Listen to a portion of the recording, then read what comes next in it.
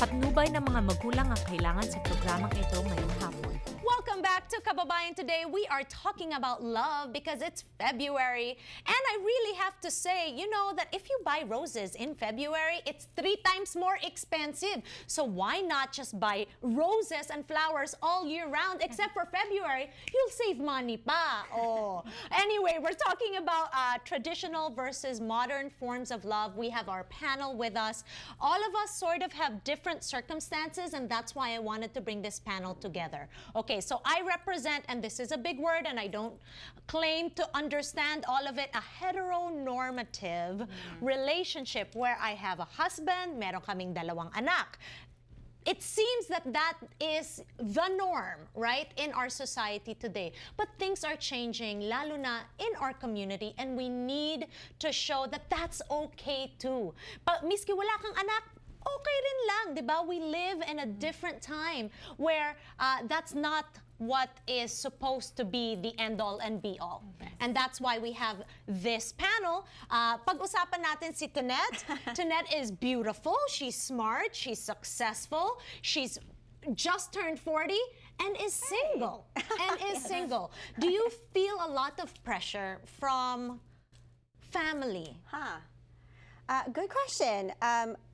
In fact, I do not. You know where I get Good for you. You know where I get the pressure from? Oh.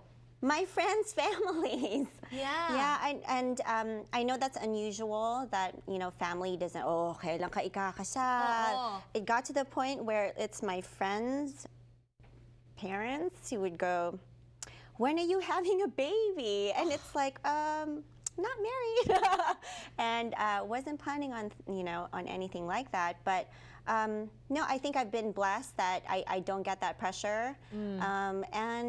And I think it's because they understand. They understand my lifestyle. They understand that I'm happy. And if the next step would make me happy, then great. If not, it's fine too. Well, Tonette, you are very heavily involved in your community. In fact, I don't know anybody who has more friends than Tonette. Yung barkada niya, she rolls deep like 30, you know? Because she's part of this great organization called Kayamanan ng Lahi, which is like your family. And the kids that grow out of the people that are part of that are just like your own, di ba? The way you take care of them. Okay, pag-usapan natin, ikaw naman, Irene, I know that you do not have children in the traditional sense, but you do have children, don't you? I do have children. I have 3 4-legged children.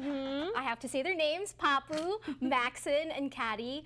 And, you know, it's funny because when I'm with I guess the older generation, you know, they always ask, oh, are you married? Do you have kids? And then I always say, oh, I have 3 dogs. And then they look at me and they're shocked and they're like, why did you never have kids? Like there was something wrong with me. And I said, no, they're kind of like children, just cheaper, you know? Yeah, no, but you have to take care of them. Yes, you have to, I mean, the nurturing, you still have to nurture animals, of course. And from a person who has 2 kids, it's not for everybody. I mean, it's a lot of work. And I tell my friends that don't have kids, oh, it's overrated, huh? You do. I mean, I do, right? It is a lot of work and it's not for everybody. You know, overpopulated na tayo, mga kababayan, di ba? I feel that also reproductive health and contraceptives is something that we need to talk about in our relationships and in our family life. Okay, moving on. Of course, we have Allison. Allison was married, is separated at the moment to a beautiful person, di ba? But now that you are single, separated, married to a woman. Congratulations, by the way, because I know that now with equality rights, people can get married to whomever they desire, right? Hindi pa nangyayari yan sa Pilipinas. Good luck na lang when that happens.